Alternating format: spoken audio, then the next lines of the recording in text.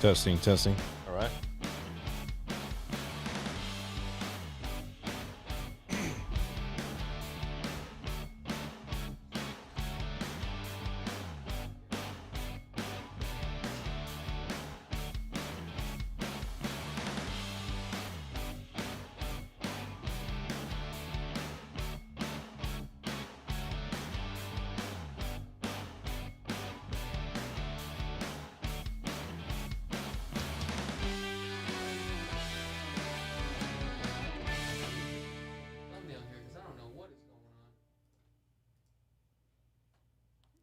Thumbnail didn't upload? Guess not. Hmm.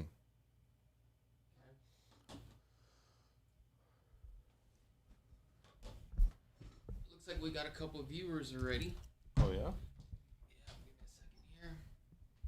I'm gonna get the mics connected.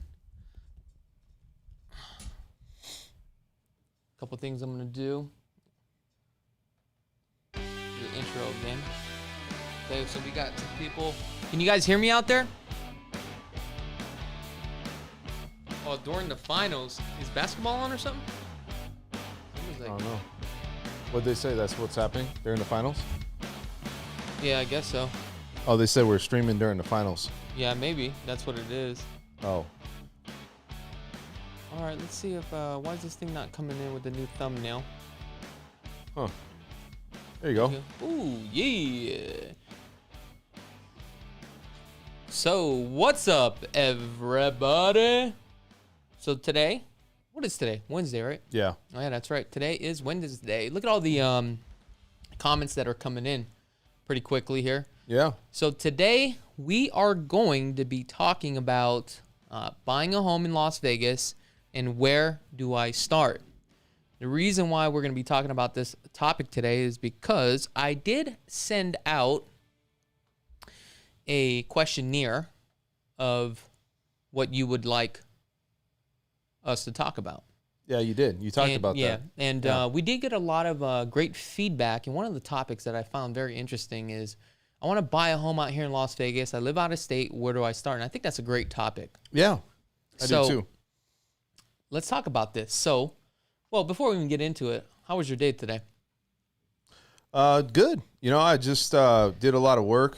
You know, it's like one of those things where you think you're done, and then you get those few calls late calls. Yeah. You know? And it's always like, I can't get out of the office. You know, you know what's crazy is you were waiting for me all day today, and I had a bunch of things I had to do. So I do apologize about that because initially we were going to go on air around 2 o'clock, but yeah, one thing came after another. Had to do a lot of video tours, show properties for clients that are out of state. Mm-hmm. Okay. And we literally just got done. What time is it right now? It's 6 o'clock, 4 hours later. Well, I think you're a busy guy in general. I mean, it's hard to. I think we're all busy. Yeah, but I mean, my job's a little different. Like, Yeah. meaning I'm in an office. You're always on the go. You know, Yeah. you're a guy that's always hitting the pavement, and you see a lot of people. You meet a lot of people. You talk to a lot of people. Yeah. People want your time, man. I mean, that's just the reality of it. I feel like I'm special. When Well, I'm you really are. not. You are. You are, man. For some of you guys that are just tuning in, I'm actually speaking to my co-host here, Dan French with Guaranteed Rate. He is a mortgage broker out here. Now, on today's topic, we're going to be talking about moving to Las Vegas. If you want to buy a home or if you're a first-time home buyer, where do I start? Dan. Yeah. Start it off. Where do you think you would start if you were a first-time home buyer? Where would I start? Yeah, what would you advise? I think the first question that everybody asks is, you know, can I afford the house that I'm looking for? You know, and the first thing is, where's my home and how much do I want to buy? And I think that's the big thing. You know, it's always where's that starting point for the house? I mean, the loan side of it and the stuff that I do and that type of thing is, it's not secondary, but it's first, do I want something? Yeah. I've noticed consumers, what they will do is literally jump online and start to look at homes from one website to another. And a lot of times they will land on, you know, like Zillow and Trulia. Yeah. Okay?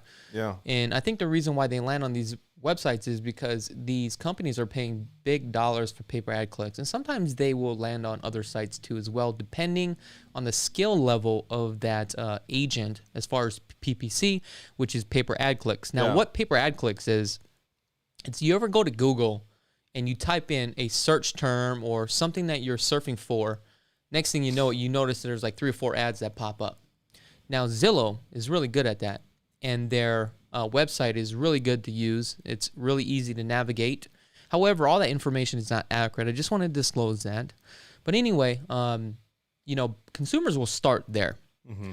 Once they find a property that they like, right, because they're getting all motivated to get all into it, right, and they find that property they like, then what happens is they end up calling the listing agent or the agent that's associated with that property, right, on the market. Oh, yeah. Then at that point, what happens is sometimes or most of the time, that agent, that's not even their listing. But what's happening is now you provided your contact information because you are interested. Then from there, that agent is trying to convert you as a buyer to work with them. But this is where it starts, okay? Once you start looking at homes online, you get all interested. You talk to an agent. Now, the agent's probably going to screen you and ask, are you a first-time home buyer? Right. Now, if you're a first-time home buyer, right, where do I start? So that's the question. So where do you start? To make it a lot simpler, right? You really want to start off by laying down the foundation. It's like really like building a home, right? Mm-hmm. If you don't have a foundation, that thing is going to collapse. Absolutely. Okay. So the foundation is actually speaking to a lender. That's the first and foremost thing that you're going to do, no matter if you're out of state or if you live here. Yep. Okay. Yep. So what I would do is, let's say if I had a conversation, with you, and then a good agent would actually really probe and ask questions and see where that buyer stands as far as where do they work, how long they've been working, roughly how much money do they make, also what do you think your credit score is, so that way you have a general idea. Mm-hmm. Right? So then from there, you would refer them on over to a lender, because a lot of consumers don't really have a lender, right? Yeah, they don't have a lender, but I think consumers are starting to get smarter too, where they're starting to realize that a lot of this data is online. Yep. That doesn't necessarily mean that they know the details of the loan, but Mm-hmm. it does say that consumers are a little bit more confident in understanding the process. They may not know what goes first or how to get there, but they know that that's a big part of it. And that's why I'm saying a agent that's been in the business for some time can help and navigate you through this process. Mm-hmm. So that way you're not wasting time. And one of the things that I get is that some people will say, hey, you know what, I can fix my own credit, or I'm looking at Credit Karma, I'm using a third-party company. Now, you probably don't want to do that. And here's why. A lot of people that do use these third-party companies, what happens is you got to understand these third-party companies, they don't make money just by them fixing your credit right away. Right. So some of these companies will do a month to month, like, $100 a month. Oh, yeah. So you got to understand, the longer it takes for them to repair your credit, the more money that they make, right? Yeah. I mean, and really, you got to realize too, like, there's an agenda for myself. Yeah. There's an agenda for everybody out there to make money. But the big thing for me is that when you go through the process, my ultimate goal is I'm trying to help you with a mortgage. So, at some point it's going to come back to that direction where if you're somebody out there that's a, credit services or credit help, if you want to call it, they're in it to make as much money as they can. Sometimes they're paying off stuff that may not be needed to be paid off. And that's where I'm going to go back to with these companies. What tends to happen is that you spend all this time working on your credit, and a lot of them will just dispute the charges, which could actually affect you and could actually be a bad thing when it comes to financing. So let's just say if you did have bad credit, the best thing to do is to contact a mortgage broker like Dan. And a lot of these companies, or some of these companies, will actually have a system called a credit simulator, right? Explain that credit simulator. So what a credit simulator does is it tells you the quickest route to get your score. It's credit score driven. Yeah. Of certain things that you do and you don't do to get your score up. Mm-hmm. And one of the things you look at on the credit simulator is sometimes people will go in and pay collection accounts. probably won't do much for your credit. It's already impacted your credit. Yeah. But you'll have some of those companies out there say, hey, we're going to pay this off. We're going to take care of this account. So for me as a lender, and what I'm trying to provide is the least amount of money and the quickest route to get your score to an approval level. Gotcha. And that's what I'm trying to do. So at the end of the day, when you work with a lender at your caliber, you're going to be able to tell that client if they're not approved yet, when they can get approved, and what needs to be done, and the fastest route for it to be done. Absolutely. It's all about it's consumer. We're trying to help the consumer. I mean, that's what we're. Well, that's how you get paid at the end of the day. So you're not getting paid month to month. You get paid when the deal is done. That's right. Okay. 100%. So now let's go back. So this person is now, let's just say, you get a referral, okay? And now the consumer is actually speaking to you, okay? So now how does that work here? So they contact you to get a approval, okay? And I want to step back for just a second before I jump right into this. So now here's the thing. When you are planning on getting approved for a loan, there's two different types of bankings. You have a mortgage broker, right? And a mortgage broker is a loan processor, and that's what Dan is. He processes your loan. Then you can go directly to your bank and try to get a loan through your bank. But there's a difference between somebody that's getting paid $18 an hour, right, as a loan processor, right, versus a loan processor or a lender that works for a mortgage broker. Because a mortgage broker, what they do is they try to find you the best rates, the best deals. They find the right programs. They're going to be more flexible than your local traditional bank like Wells Fargo, Chase, because you have to understand that a lot of people will walk into a bank, right? They'll speak to somebody that's a lender, but they're a processor, but they're not as skilled and savvy. They also don't have the tools and the technology, or they don't have that creative financing to get you approved. So you have to understand that when you go walk into your local bank, it's you're approved or you're not. And if you are approved, right, what type of loan are you approved for, how creative they are. But that's the pros and cons to using a broker, because a broker may have, 12 different streams of credit that they can take you and shop your loan and help you out. Is that correct? Yeah, there's different options definitely for brokering and looking at different banks. That's really where I think, one, you want to know if you're getting a good deal, but if you have a lender that's going to go out and really pay attention to what your needs are and try to find the best rate and find the best deal, that's all we're doing. I mean, it's easy, but what a lot of people do, you go to these lenders that are already in place, their only motive is to really just to help you, but they don't really go the extra mile of trying to find the best deal for you. They don't. And the reason why is because, remember, regardless if they do your loan or not, they're only getting paid a certain amount. Let's just say a salary. With a independent broker, they don't get paid until the deal is done. That's right. So that's their motivation. That's right. Okay. Now, I personally do like mortgage brokers, but there are some companies out there like credit unions, which give us out unbelievable rates. And you know what? I can't even fuss about that. Yeah. And I'm going to say this. I've done multiple investment deals with Dan. I've also haven't used him because sometimes his rates is just too damn high. That's right. I mean, at the end of the day, business is business. That's right. But what I'm trying to get to is, look, you're going to start off with working with a preferred lender if you don't have one, right? And then you're going to run through the process. Now, explain that process. How does this work at this point? So once I send you over a client that's motivated, that wants to see where they stand, what is that process from there? So the process always starts with trying to understand what the client's trying to do. What are they buying? A primary residence, a second home, investment home? That's the first start. Also, what do they have? Capacity, collateral. What is their ability to repay the loan? What is the capital they have for assets, right? And so these things are all things that we look at. And so for me, it's always finding out what the client's trying to do, and then ultimately it's getting the application started, because the bare bones of where a file starts or an application starts is getting that application done complete with detail. Okay.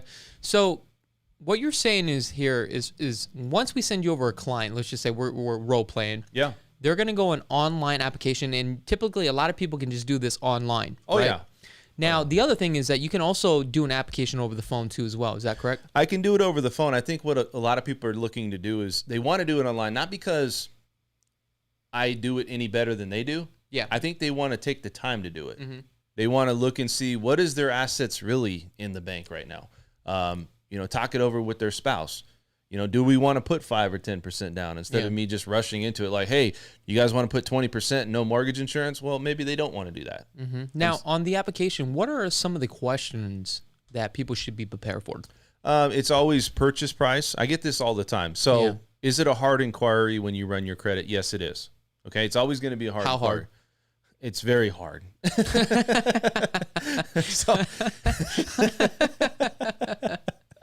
So the reality is yes, it's a hard inquiry on your credit, man. But what happens is that people don't want to do it, and it's like, well, you got to start somewhere, right? You got to know what does your credit look like, and then if you the thing about the misconception is you run credit. Okay. Is it going to affect your score? And unless you're pulling credit for different reasons, then it will not affect your score. Even if you wanted to shop me as a lender, you can go shop me, and it's a soft inquiry on the credit. So that's one thing. But you want to look at the credit. You want to look at the purchase price. That's another question I get a lot on this application. How much do I need to put down for a down payment? That's always 3 to 5% for a primary residence. Yeah. I'm doing a loan right now for 3%. Conventional loan, $500,000. So gotcha. That's those are the big questions. And then the other thing too is the income. I don't know what my spouse is making, or I don't know, where do I, as far as putting it in. So is it like gross or is it net? It's always gross. Okay. But we have to get other data too, so it's not just one thing, but there's a lot of things that maybe turn off some of the consumers because it's stuff that they don't know on their fingertips. Yeah. But it's something that if you at least put something into your best knowledge, I can always go in behind the scenes and adjust it, which I do 90% of the time. But what happens is at least you're getting started. Okay. Now let's talk about, when you pull the credit and it's a hard inquiry, right? Yeah. Now, how does that really affect, or how does that impact your credit score or your interest rate?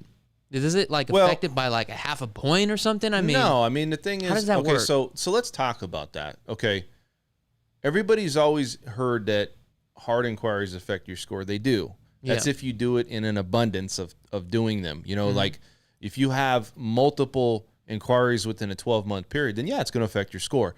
I think though, if you're trying to get information like buying a home, even buying a car or whatever it is, and somebody's going to give you the insight about what you can do, it's necessary. I'm sorry, but it's necessary because we can go back and forth and do all these questions like what if, and I got this scenario, I got that, and I can't tell you how many times somebody fills out an application. Yeah. And for what they said, most of it's true, but there's still some things that I didn't know about, like they had an extra property. Yeah. Or they had an extra collection account that had a larger balance, or something else that we had to take in consideration. So are you saying most of the time when people fill out this application online, they're not really filling it out completely and they're not telling the whole story? I think when they fill out this application, I think they're doing the best that they can. But what they don't understand is there's guidelines that are behind the scenes that I'm looking at, and it's just they aren't going to know unless they're in the business. Now, I've always noticed that people are a little bit hesitant on telling the full story, or telling their lender, or they're afraid to tell their lender, which is, I don't understand why, but you have to understand that the lender or that mortgage broker is on your side to get the deal done. Because here's the thing, you don't want to go down to the 9th hour and we're about to close this deal, something pops up that you didn't disclose, right? The deal is dead and you lost all the time, all the money that was into this deal. Well, I think a lot of times, let me give you an example. So recently, I had somebody try to do a loan, and what ended up happening is they had another job. Yeah. But they weren't working that other job because of COVID. Yeah. And so when you look at, well, why didn't they disclose that? They don't know we're doing a verification of employment. Yeah. We found that out. They needed both jobs to get approved for this loan. So look, it's fine if you want to try to push through and try to get it done. But I mean, at the end of the day, we're going to find everything out. There's loopholes, but there's not loopholes for that. So here's the thing. It is in your best interest to tell the lender exactly what is going on financially, okay? Yeah. Because you have to understand that the lender wants to get you the deal. It's the investor that's letting you borrow hundreds of thousands of dollars. They are going to cross their T's and dot their I's. Yep. They want to make sure that they get their money and they get it every single month. So you can't fault the lender for that, right? Yeah, that's 100% fact. And understand that the lenders, that they're going to do everything for their best purpose, right? They're not going to do it for you as a consumer. They're protecting themselves. So whatever ends up happening, hey, I mean, I understand everybody wants a house, but there's reasons why. I mean, just like laws are put in place because things were broken, right? So they got to go through that process. But I can tell you that pre-COVID, it was easy. We went through a process right now where it's a little bit harder, but we are starting to see signs of it easing up. Really? Oh, yeah. Especially with the jumbo loans. I think I did a deal with you on a jumbo loan. We closed this damn thing in 21 days. Unbelievable. Yeah, well, it's because I searched out and did the work up front because you want to make sure. Plus, I mean, let's be honest. The guy that we were doing the loan for was very qualified. But, and I had my hand on that damn post too. Oh, you did.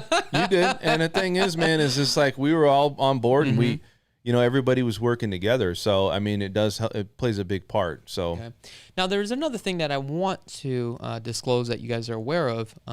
When you guys are pulling your credit, right, and you want to see exactly what you're approved for, within a 2-week span, you may want to speak to other lenders too as well. And the reason why you want to do this is, according to CFBP, it allows you to do that and it doesn't impact your credit as much because they know as a consumer you are shopping for the best rates and the best loans.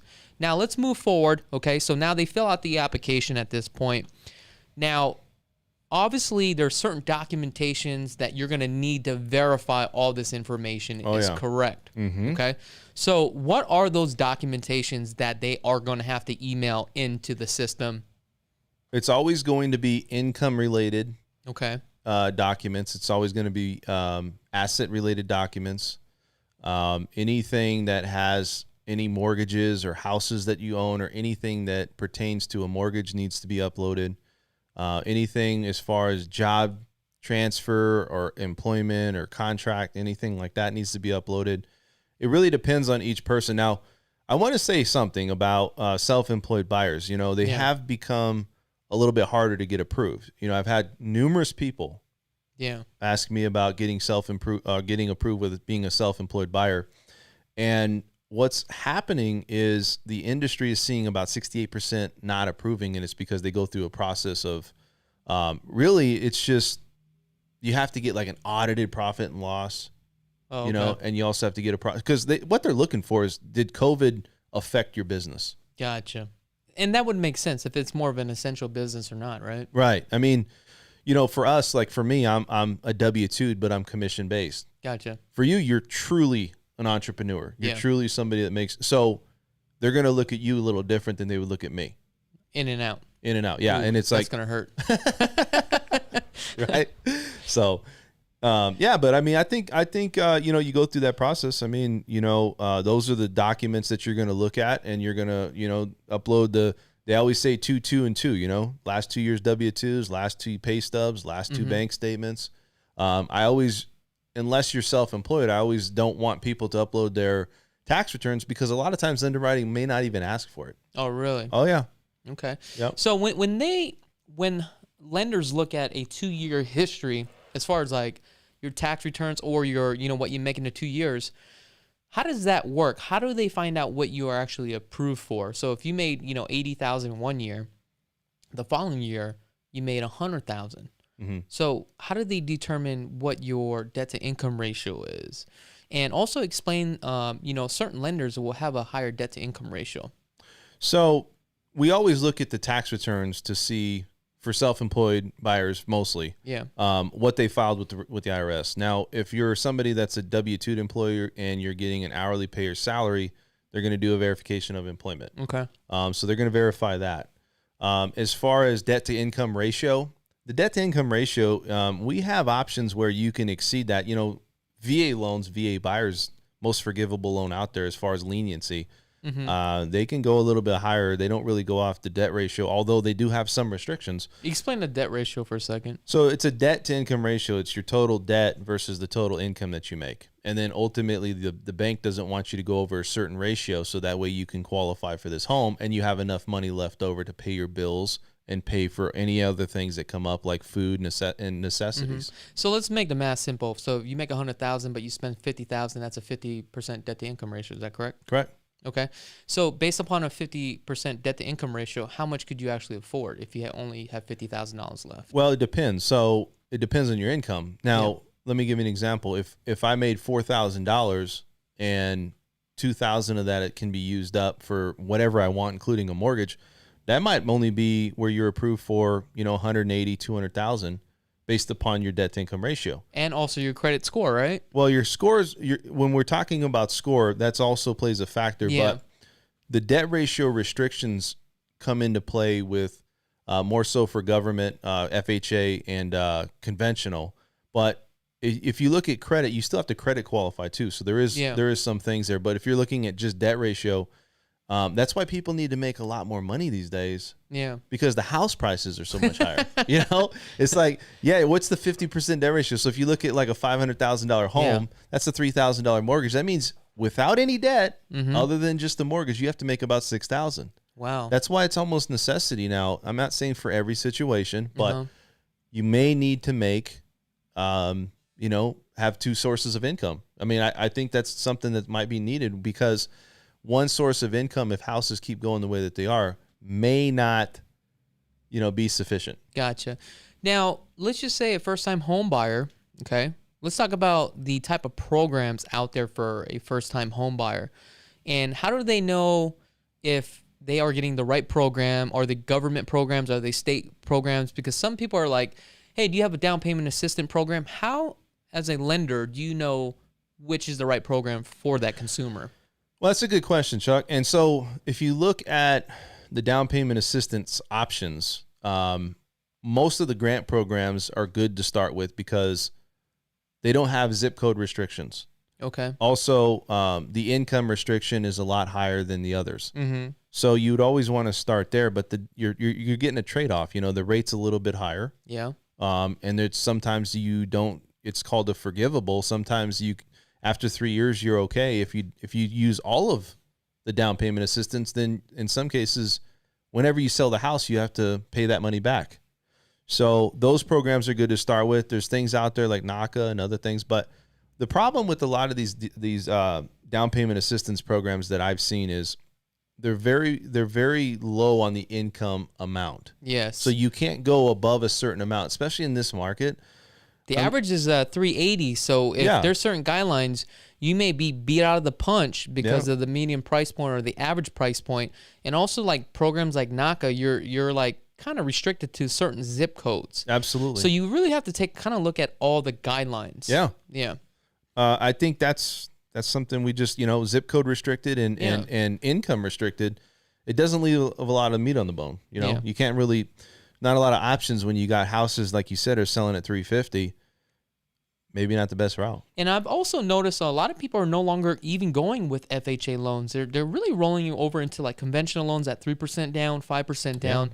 And the reason why is because they would be approved for more, because what is the max for FHA guidelines in this county? That's a good question. So county limits $345,000 currently. It's probably going to change next year, hopefully. We hope. Remember, the average is already at $380,000 to get really into the game for a nice home in a great location. Right. So that's probably the reason why they're going to raise the county guidelines. Now, here's the thing. When it comes to the county guidelines, depending on your state, it may be completely different from here.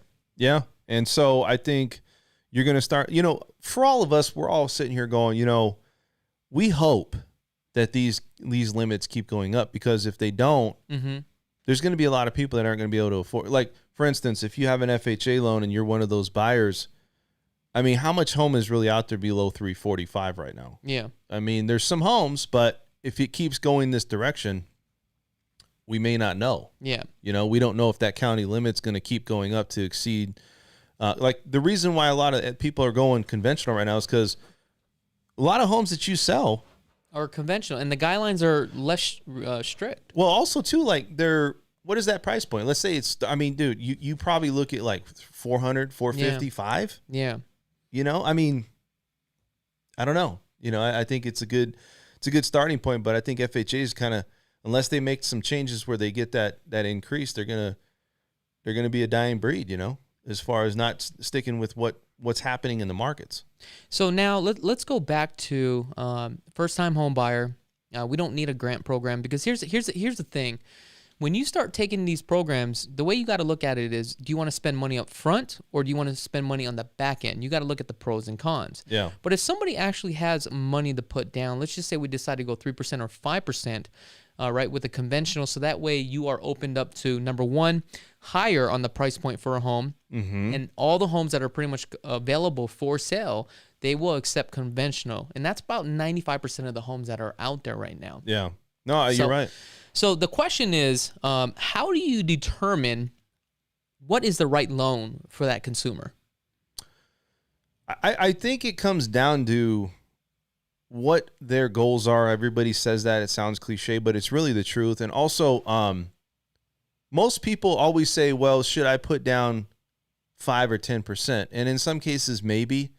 I think the biggest thing for me is they always get to, do I put 20% down to remove mortgage insurance? Sure. I don't, you know, for me, it's if it's a forever home, then I would do that. But okay. I don't know. I think it's just it really is determined by what that person's trying to do. And for me, I always tell you this: I wouldn't want to sink money into a house unless I was going to retire there. So the least amount of money for me personally, I'm going to put in, you know, as least the money as I can, because I'd rather take that money and put it somewhere else, and instead of sinking into a house and then trying to sell it or refi it. Gotcha. So now when you issue out the approval letter, and I do want to disclose there are 4 different type of approval letters out there that I've seen. You got a pre-qual, pre-approval, conditional approval, underwritten approval. In today's market, you'll never get an underwritten approval until you're actually under contract. It goes through the underwriting to get fully approved at that point. Conditional approval, that means what, Dan? So that's usually when you're in a contract too, but it's not a final approval, because there's some conditions that underwriting saying, look, I like 80% of the file, but we need to clean it up. You're a solid buyer, basically. You're a solid buyer, but we need to clean it up. Yeah. You know, we need another 20, you know, a couple conditions of things that makes me feel good, because ultimately what an underwriter's doing is they're underwriting for that bank, because when we sell that loan and that investor buys that note, ultimately, if they don't have all these things in place, that's why everybody's like, well, why are we getting so many conditions? Yeah. Like, why are we getting all this? It's because they're trying to protect the lender. So what you're saying is that you're approved, but based upon these conditions, it could be, hey, we need the current bank payment or bank stubs, or we need a letter from somebody. Right. If we have this, we're fully approved, we're good to go. Right. Now, you got a pre-qual, which is, I hate a pre-qual, because I just literally dealt with this with a buyer the other day, where we met at the office. And he flew on out here. He said, yo, I'm approved. I said, okay, send me over your approval letter. Yeah. It was actually a pre-qual. And literally the lender spelled out that we have no bank statements. We don't have anything. And the reason why this is dangerous is because if it says you're approved for $400,000 and it's a pre-qual, number one, you could be putting yourself in jeopardy. And what I mean by that is you can be submitting an offer, you go under contract, you got $5,000 at EMD, you go through this whole process, you're not approved, then you wasted a time, money, and you're going to be very upset with this lender. Okay? And that's the reason why you at least want a conditional approval, because you want to know what your conditions are in order to get fully approved. You don't want any headaches. You want to do your homework up front. Also, with the conditional approval, when you are submitting your offer to that seller, that listing agent is going to look at that letter and they're going to see what those conditions are. Then they can help advise their seller that, hey, this is probably a good deal. It's going to go through. Because the last thing the last thing that a seller wants to do is put the deal under contract and it falls apart, because it makes them look bad. Okay? So now let's go through this whole process. Now, you send out the approval letter. They are approved. Now that they are approved, the next step would be to meet up with me or another realtor, okay? Now, when you meet up with the realtor should know exactly what is going on. And what we do at this point is we talk about what's going on with the housing market, okay? How a real estate transaction works from A to Z. How a transaction works if you bought a brand new home, right? If you bought a bank-owned property or foreclosure, owner will carry, okay? So you need to understand the process and what the customary practices are and how much money is going to come out of your pocket. Because when it comes to a real estate transaction, it's not where you go out, you look at a home, you submit an offer, and that's it. There's a lot of moving parts. You got to deal with the agent. You got to deal with compliance with the real estate division. You got to deal with the lender. Now, when you deal with the lender, you have a loan processor, you have a processing department, you have an underwriting department, you have a funding department. Now, when you deal with your title company, you also have a manager, you have a processing manager. I mean, there's a lot of moving parts. When you do with the builder, you got to deal with the sales agent, construction manager. You also got to deal with the home inspection. You got to deal with the appraiser. So as an agent, the agent is pretty much the middleman that represents the buyer and pretty much juggles everybody, right? And is held accountable to that consumer. Yeah. And reports back. And at the end of the day, that consumer runs the show. So the more information that you are getting, the better it is for you as a consumer. And the reason why is because at the end of the day, my philosophy is it's all about education. And at the end of the day, the more that you know, you don't have to be an expert, but you want to be the one that controls the ship, because at the end of the day, you're the captain of the ship. And if you're spending $400,000, that's your money. Okay? Absolutely. So now this is where we sit down, we go through the whole buyer consultation. Okay? Now, the reason why we get you approved first is because, number one, we know exactly what you're approved for. And let's just say if you're approved for $500,000, you may realize, I don't want to spend $500,000 because I don't want to, a $2,800 payment a month. Yeah. If that is a main concern, then we need to make the adjustments to see what your comfort level is as far as monthly payment, because that's going to dictate your purchasing power. Yeah. Now, once we have your purchasing power, we know where you want to be. Then we will set you up on a home search. Okay.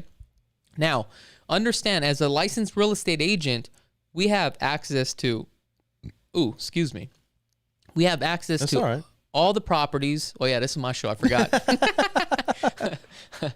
I'm just kidding. Okay.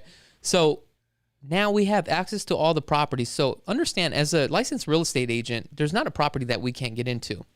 So now let's just say we go out, we look at a home. You like the home, we submit an offer. When you submit an offer, we're going to submit an offer with three things. Okay. We're going to submit it with the purchase agreement, copy of the earnest money deposit, and the approval letter. The seller can accept, reject, or they can counter. If they accept your offer, then it becomes a fully executed contract. If they reject your offer, that means you're asked out. Okay? Yeah. If they counter back, which means that they accept some of the terms, but they are countering you back that they may want to change some terms into the contract. Also, one thing that I want you to understand is when you pick a real estate agent, you probably want to work with somebody that's been in the business for some time. Okay. And this is not necessarily always true, because you can have some agents that have been in the business for 20 years and they suck. Yeah. Okay. Right. But you need to find that in between, somebody that's a go-getter, that understands the market, that understands customary practices. And this is where we go back to educating you as a client, so that when we write up an offer, the offer is written clean based upon today's customary practices, where the listing agent, once they receive it, they can see how clean that offer is. And they can say, you know what? This is an agent I want to work with because he knows what he's doing, and I know I can get the deal done with this agent. You see what I'm saying? No, and that's that information is really the details of what people don't really understand. Exactly. They really don't. And it's like, this is good. These are good nuggets. Yeah. If I was out there and I was thinking about buying a home or moving to Vegas, I think we should be charging people, man. With all this intel. Well, we are. That's why we get paid. Yeah, exactly. Too bad you can't charge for this channel. Subscription, right? So now let's say the seller comes back and accepts your offer at this time. Yeah. So there's a couple moving parts here when they accept your offer. So number one, you have to understand, with these contracts, once you have a fully executed contract, there's a lot of things that are going to take place. There are a bunch of contingencies in the contract. So one of the first contingencies that we do is within 24 hours, you have to wire over the earnest money deposit. Now, when it comes to the earnest money deposit, it could be $5,000. It could be $10,000, $20,000. I've seen earnest money deposits where I deposit into an escrow account $100,000. Now, when we start depositing $100,000 in the escrow account, I kind of feel nervous. At this point, I'm like, yo, I ain't going to screw up this deal. That's right. You know what I'm saying? This is just way too much. What was that amount that we had on the guy that did a lot of the Highland? Wasn't it like 20 or something or 50 or something? What did he have? No, I think that was like only like 50,000. Okay, that only. I mean, 50,000. You know that's an easy. That's kind of like my comfort level. Once we start hitting 100,000, I'm like, ooh, shit, my butt is plugged. Like, ooh, I'm getting nervous. I'm squeezing. Like, I don't know, man. 50,000 is a lot to a lot of people, man. No, it is. Yeah. But I mean, I've done multiple of them, so I'm kind of like, whatever. But anyway, I'm just talking smack. Funny, all right, man. Now going back. So now we're gonna wire over the earnest money deposit. Now you could do it two ways. You can actually cut the check to the title company, or you can wire it over into an escrow account. I would highly recommend that you wire it over into an escrow account. But here's the thing. If you ever get the wiring instructions from a lender or your agent or anybody like that other than the title company that you are using without a phone call from the escrow agent, and also when you get the wiring instructions, make sure it's an encrypted code. That's right. Okay? There are times now that people have been wiring over a lot of money over to Nigeria. Once that money is gone, it is gone. You ain't getting that back. And there's a lot of case studies that have taken place in California, I've seen. Yeah. And it has happened here before in Vegas. So that is kind of scary, man. I think technology. Yeah. It's really starting to open up doors for people out there to commit, different types of crimes and things online. And I couldn't believe it the first time somebody told me when I went into a title company. They said, well, we don't accept wires on Friday because Fridays are the days that's when we always get hacked. Yeah. It's like, all right. Now, you have to understand on customary practices, you got to wire over the EMD within 24 hours, okay? Now, you have to understand that depending on your bank, there's a cutoff time. Also, your bank may charge you too as well. So make sure when you go to your bank, you wire it on over, okay? Make sure you get the confirmation number. That's also important. So that way we can track where this money is going at all time. Yes. Now, again, I'm going to go back to the fully executed contract because a lot of things are going to happen at this time. Once you have a fully executed contract, the file gets sent over to your lender, okay? So now the lender gets the file. What happens from there, Dan? So the first thing is, I get a lot of questions with this contract is when will I get loan docs? When will I disclose? And after we get it fully executed, we have 7 pieces of information. We have to disclose by law. So what we try to do is get it's called the initial disclosures out. I think the misconception is everybody thinks, okay, so I get a rate on this loan estimate. That's not your interest rate. Your interest rate is really when you have your lender call and negotiate. You got to really pay attention to that because when it goes out to a loan estimate, we have to put some type of rate. Maybe it was the rate we talked about 6 months ago. Yeah. And maybe rates have gotten better and you're like, oh, wow, that's my rate? No, that's not your rate. The only time it's your rate is when I call you and go, or a lender calls you and says, hey, here's pricing today. Do you want to lock or float? Because when I lock, you're going to get a loan estimate. Okay, let's talk about what is floating. Floating is you're playing the market. So what you're doing is you're having your lender look at market pricing adjustments every single day. And that's what makes a good lender. And so if you see a trend, it's not, look, we have these whims, goes up and down, up and down. So, but if you look at the trend, so what I have a lot of people do is if they're doing a refi, here's a perfect example. Yeah. My desired rate is this. Can you watch it over a week and see if that rate, if the pricing decreases? Yeah. And then we'll wait. And then if it decreases over a period of days, I'm like, okay, guys, look, it can keep going, but it might not. So what do you want to do? And then ultimately it's up to you. So the rate that you are giving the consumer at the time is just kind of an estimate. If you actually bought a home today and you locked in today, this is what your rate would be. So you really don't get that rate until you're actually under contract, right? Yes. And until your lender typically calls you and say, let's lock in the rate. Now, let's go into lock in the rate. And I'm dealing with this case right now where you can lock in a rate. A lender can lock in 30 days, 45 days, 60 days. I've even seen up to 90 days. Some lenders won't take it all the way out to 90 days. Why is that? Well, some lenders, okay, it's the pricing. So the further you go out on the lock, The more it costs. More cost. Well, it's not. It It's not cost? that more it costs. The worse the pricing, because What does that mean? well, it just means like if you're getting a buy down. Let's say you want to buy down the rate, or let's say that your rate.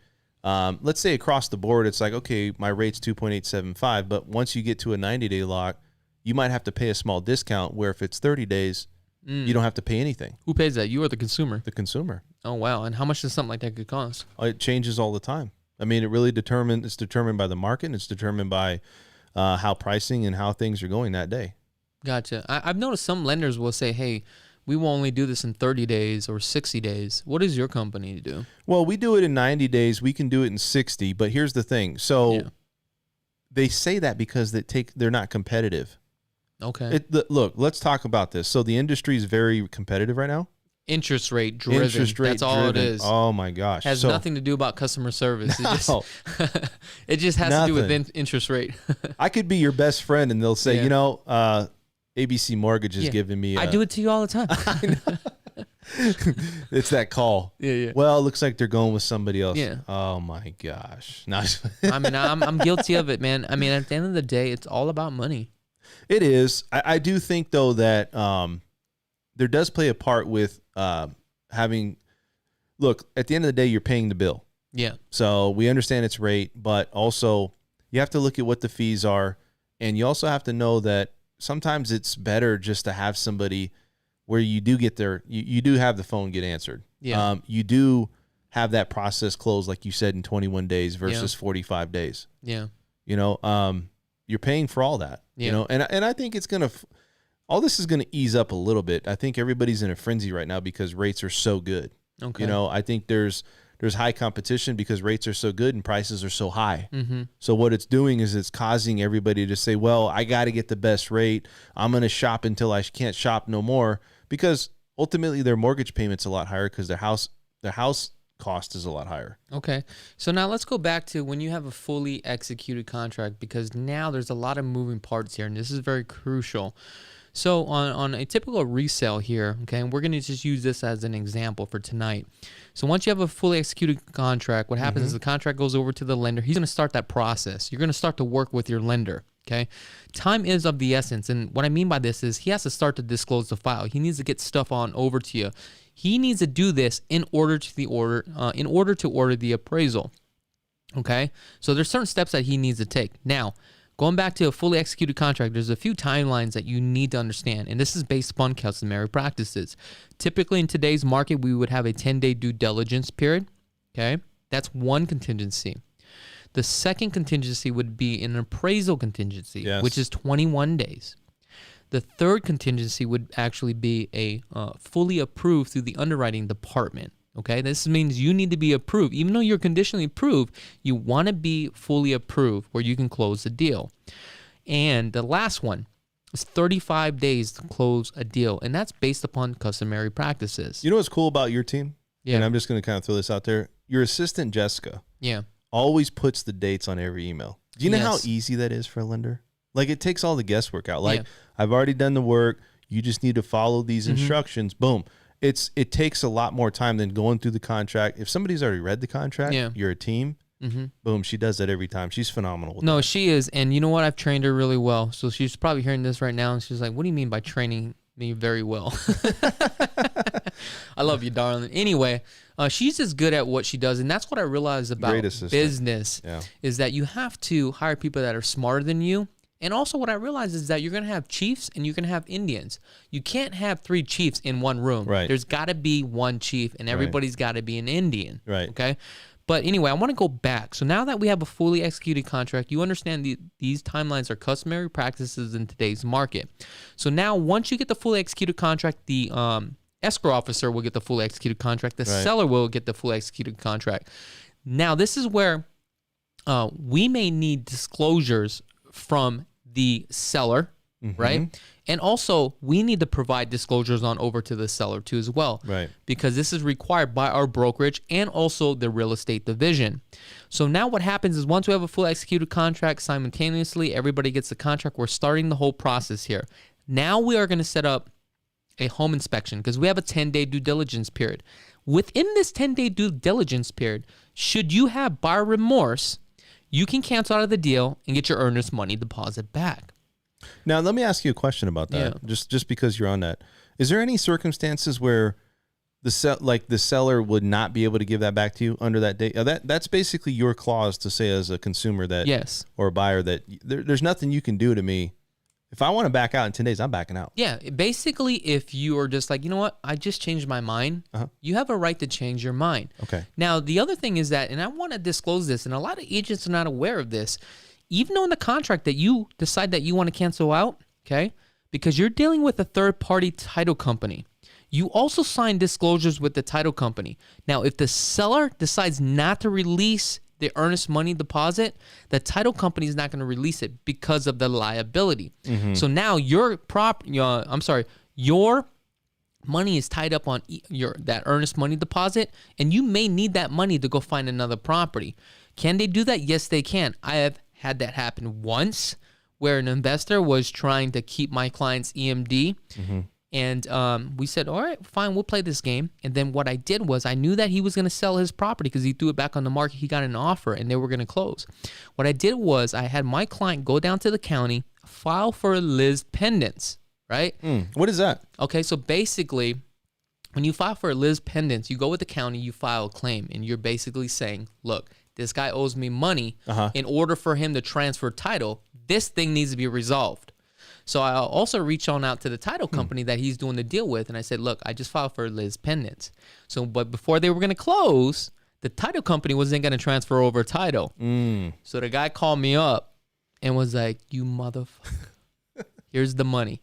I said, thank you very much. You have a nice day, sir. And I released it, got the money, client was happy, and we moved on. But here's the thing. That's kind of like the tricks in the trade. You know, that just comes with experience. You see what I'm saying? That goes back to you finding a realtor that exactly that's had time in the saddle, you know? Exactly. And I'm not trying to toot my own horn, because here's the thing. I know I can't please and work with everybody. I understand that. But this show right here is really to educate you as a consumer, no matter whoever you use or what state you are in. Okay? Yeah. It's just to provide information. Yep. But at the end of the day, you know, you need to go out and you need to find the right agent or to find the right lender. Yep. Now, going back, within this 10-day due diligence period, this is your right to do all the inspections that you want to a home.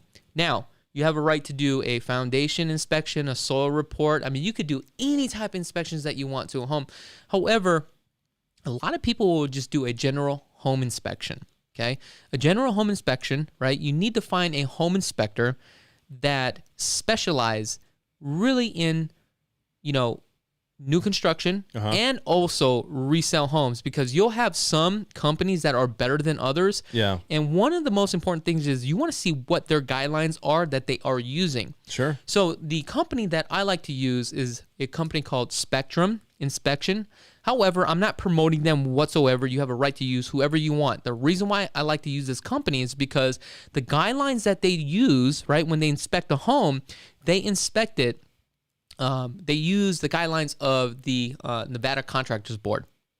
So guidelines changes all the time. So that's the reason why I like to use this company. Okay. Also, you want to find a company that is licensed and bonded for a certain dollar amount.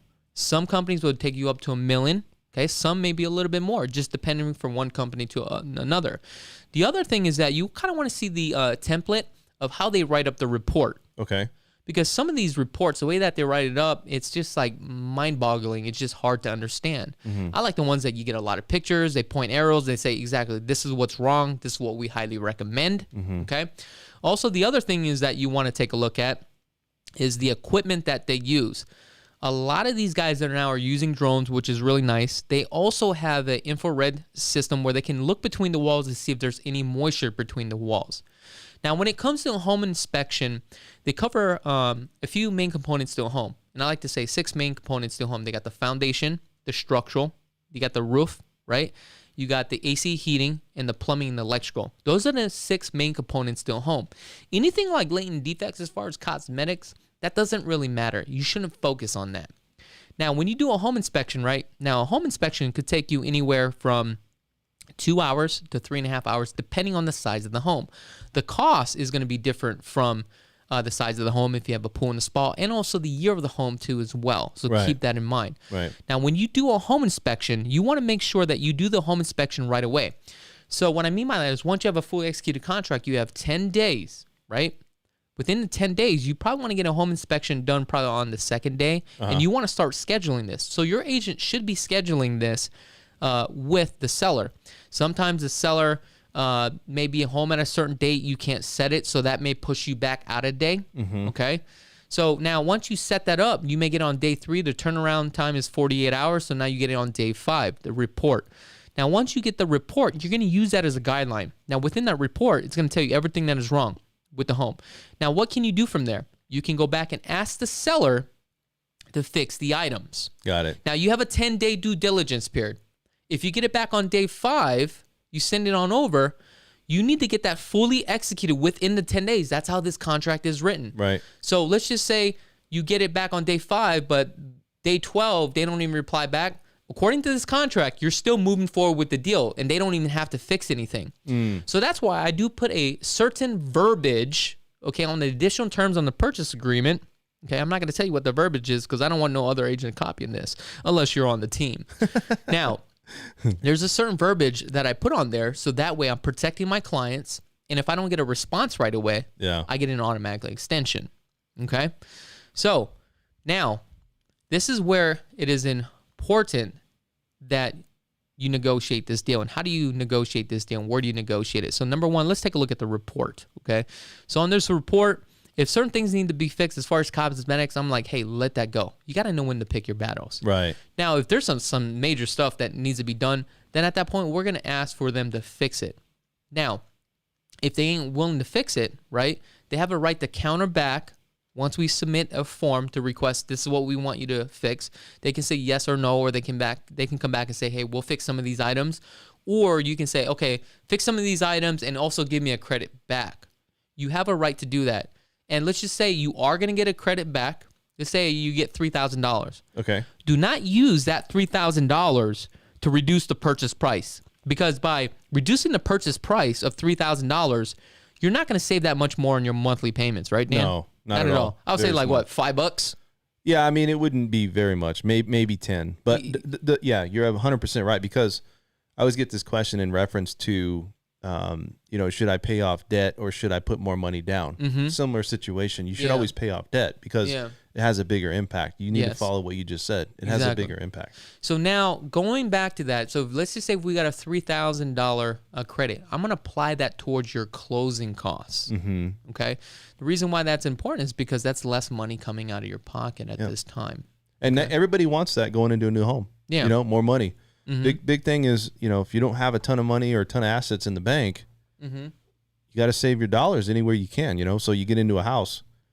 Sometimes it makes sense, sometimes it doesn't. Like we always get the question about rates and stuff. I mean, you got to weigh your pros and cons, but I think for the most part. Yeah. Now, this is where we go back. Let's just say we have a mutual agreement between buyer and seller. The 10 days is coming up. Okay. My assistant's going to send me out an email, a notification, like how you got that notification. Due diligence is coming up. This is where I call you on day 9. Hey, Mr. Buyer, do you have buyer's remorse? If you say no, we're moving forward. Should you decide to cancel once we pass this 10 days? How often does that happen? Buyer's remorse? You know what? It doesn't really happen for me, and here's the reason why. Because when I speak to my client and I'm educating them and we're writing an offer on the home, I know they want the property. And how do I know? I say, look, I ain't writing an offer just to write an offer. How I know that you really want this home is when you look at me and say, Chuck, I don't care what you do, you get me this house. And I'm going to go get you that house. I'm curious, though, like, does it happen where, and this, because I don't know, I'm just asking, but. I mean, it has happened this year with a couple of my agents where people had buyer remorse, but, I'm not here to toot my own horn. It just hasn't happened to me this. You set the foundation up front. Exactly. Everything is all set up front. And this is where it comes experience as a real estate agent, where doing this for 10 years and, doing so many transactions, it's how to take a client and how to educate them and how to keep them, super straight, narrow focus, and like, this is what needs to be done. If you're not going to be on the railroad tracks with me, if you ain't riding this train, I don't think we're the right fit. Because at the end of the day, your goals is to get the home, get the best price, and get the best deal. You see what I'm saying? I got a question just because it's kind of reference to it. I had a client actually talk to me about it, but not your client. It was a separate client. But when they go through this home inspection report, is that like like that's where it's like, okay, we're either going to go or not go, where you've seen the inspection report come back and it's like, the sellers really, are they willing to get stuff done if it's needed, if something does come back? That's a good question. So before I even go under contract, I'm already feeling out this listing agent. Yeah. I'm probing the shit out of this guy. Yeah. Right. And it's all about negotiating the deal. So I'm kind of seeing where the seller stands and to see if this guy's even got money to fix anything, right? Before I even go into this deal. Because here's the thing. I don't have time to waste, okay? When I put you in a contract, we're getting this home. Yes. So if there is problems that come up, it's how do we resolve that problem? How do we make the buyer happy where he's getting a fair deal and also the seller is getting a fair deal? There's got to be some sort of common ground. You see what I'm saying? No, I see what you're saying. So like it's weird, but you probably have a knack for reading people on the selling side, probably a little bit. You know what? I don't want to say that because it sounds like so cliche, and I don't want to be like that sales guy because I just been doing this long enough where it's just like it's second nature. It's weird. Yeah, but I guess it's maybe asking the right questions. Maybe that's what it is. Yeah, maybe it is asking the right questions and just like understanding people, because at the end of the day, the seller wants to sell his home. He's got the property on the market. The buyer wants to buy the home. Yeah. He's putting an offer on it, right? Yeah. So, oh my gosh, that was that was a good one. You didn't smell that, did you? Not yet. Okay. It's on its way. It's coming right through those lines. It's like this. So, hey, put on your mask, man. Don't be blowing that shit, man. The doors are closed. Anyway, hot box. Yeah. So now, okay, we are up to our due diligence period, right? The 10 days. Okay? Yeah. So now, as this is going through the process, right? You're working with the lender. You're going through the processing, right? And you need to get the file disclosed in order to get the appraisal order. Am I correct? Yes, you do. And look, so I think there's a misconception on the appraisal process and how that all works and when you can order it. Okay. And I just want to say one thing about it is, going back to those disclosures, one document I wanted to make a point on is there's an intent to proceed. Yep. And you gotta sign that before we can actually order an appraisal. So time is of the essence, folks. Remember, you have these timelines that you have to meet. The longer that you take to turn in things to your lender, you're really hurting yourself at the end of the day, but you're making my job a lot harder. Right. Okay. So that's something I want to disclose. So now here's the thing. The home inspection, I want to go back to that real quick. The home inspection is something that you're going to pay up front. So that's cash out of pocket. So here's the thing. Let's say you spent $375. You get back the home inspection report. You negotiate back and forth. They're not willing to fix it. You're like, you know what? I'm done. I don't want to move forward with this deal. You cancel out. You get your earnest money deposit back, but you lost out on that home inspection money. Understand that. Yeah. Now, let's just say we get past that. Simultaneously, what's happening is you're working with your lender. So now Dan is starting this whole process, right? You know, you get the things signed. Now, the appraiser is going to go out there, right? And how long does it take by the time we have a fully executed contract where the appraiser is going to actually go out to the property to appraise the property? That's a loaded question because it's different for everybody. It is. There's no one way because every real estate transaction, the fundamentals are the same, but it always changes. But I mean, just kind of give me an idea. So it really comes down to the workload of the appraiser. Really? Yeah. I mean, look, I can order something and I've seen them come back in a couple of days and I've seen some come back in 2 weeks. You talk about a VA buyer, veteran buyer. It's going to be a little bit longer. Well, it's okay. So there's restrictions. We have what's called a panelist. And so every lending institution that is offering loans mostly, I would say, has a panelist of appraisers that they go off of. And, it's not that they do a bad job. You can't really like say you did a bad job because they're not really, we're not over them. Yeah. But what we can do is if there's enough consistency of things going wrong or things not, questionable things, then we can maybe vote them off the panelist. For VA buyers, can't really do that. Oh, gotcha. They got their own rules and regulations. Mm-hmm. They work on their own watch. So remember this. This is the reason why it's important to pick the right lender too as well, because in today's customary practices, if you have 21 days to do the appraisal, you got to get the appraisal back and also negotiate it, because the way that the contract is written, if the home doesn't appraise, you're still moving forward with this deal. But there is a contingency in the appraisal where it says that if the home doesn't appraise, you have a right to go back and say, hey, Mr. Seller, reduce the price. I've had contracts where they wrote the contract and they said, okay, we've done our comps. Okay. And I think that the property is going to come in less, even though you want to write the offer for this price point. So we'll go ahead and accept that. But in the event that happens, we're going to reduce it to this price. Mm-hmm. And all of a sudden you get a counter and it says, no, in the event that this happens, then the seller is going to be willing to do what they want to do with the property. So it's always a problem. So now let's just say the appraisal is getting ordered. But before we get into this, okay, let's talk about an appraisal. What is an appraisal? Explain that. It's really just an evaluation, an overall evaluation of the home and what's been selling in a 3-mile radius of that home. Okay. And that's really based upon one's opinion. So you have a guy that, obviously he had, went to school for this and he got the certifications to appraise a property. So he's going to go out there, take a look at it. There's certain upgrades that will increase the value of the home, depending on the square footage, the lot, model match.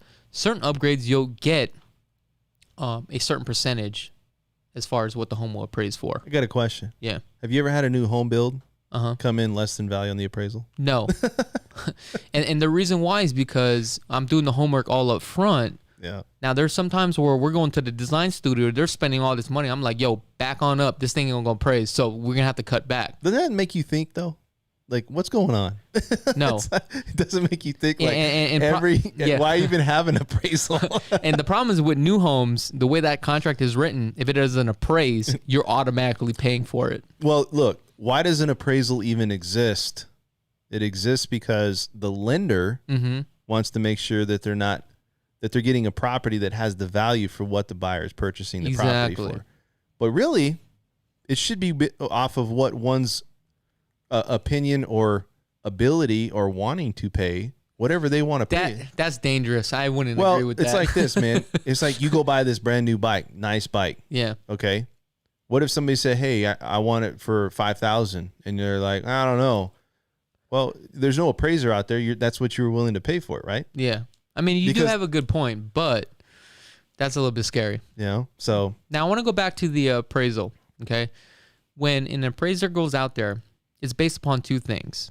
Number one, it's based upon the price. And what I mean by that is if the home is worth $350 and it comes back at $325, that's basically what the home is worth. Yeah. Okay? The second condition on an appraisal is, does it meet the guidelines based upon the type of loan that you have? If That's it's right. a VA, FHA, or a conventional. VA is a little bit more strict than FHA. Okay. Conventional is a little bit loose on the guidelines. they are. Okay. Yep. Now, That's the house. Like when you go buy a flip house, you did that for a little bit, but yeah. that, if you wanted to go get a house like that, conventional should be fine with that. Now, it depends on the condition of the home. If the thing doesn't have flooring, it's, the pool is drained out and the pool's like pool pump's broken. Before you even go into that deal, you better negotiate to have all that fixed or have the seller fix it prior to the appraisal, because if not, appraiser goes out there, you spend $650, whatever it is, to have them go back out there, which is a D12, right? Is that what it's called? You're probably going to have to pay for another $150. So again, this is where it comes to working with an agent within your city that understands, the process of all this. And that's what makes a good agent. It's not one of those guys that, dresses up in a suit, drives a nice car, and just slamming you into the deal and say, bye. There's a lot more behind the scenes that people are not aware of. And I think a lot of people don't really give agents the credit because there's actually a lot of moving parts that they're just not aware of. Well, I always say realtors, lenders, they're all smart people. Look, you're in a business, you're self-employed. I really feel that the internet has made it easier for that misconception again, or that perception that it's that way. But, for me, I think that you still have the details behind the scenes that nobody really knows what's happening. Yeah. It's the negotiation. It's the guidelines for banking. It's the new guidelines that come out for the housing. Those things don't come out on the internet where you're like, okay, I'm going to do it. Secondly, you're representing people. So you have to be licensed to do it, and you have to have a history of doing it. So, for me, I think as long as look, don't kid yourself. Technology's taking out a lot of things, but I think that there's that element of working with a human being, and sitting across from somebody and knowing that they have your best intentions. Then just do this, or this, and that's it. I mean, eventually selling homes, it's going to be like, just buying a regular car or anything like that. But I think we're still probably another 15 to 20 years down the line. But I think that you're still going to have that human element. Look, when I go into a car dealership, right now you can say, okay, I want to take my car from California. I want you to ship it. I want it to arrive here, and I'm going to pay this amount of money. I'm going to put all this in. Can I qualify? Yeah.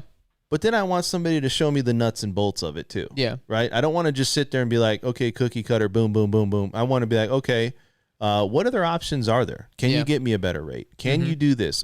What can you do as far as throw-ins?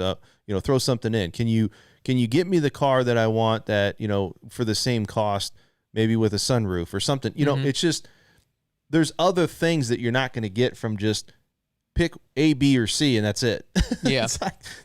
To me, that's not going to, we're all human, man. I mean, look, just like with this COVID thing, I think a lot of people, they don't get depressed, but they want to interact. Yeah. They want to go to work. Not everybody, but they want to go to work. They want to see people. They want to be in the presence of people. So I think as long as you got jobs like this that offer that, people are going to want to continue to do that.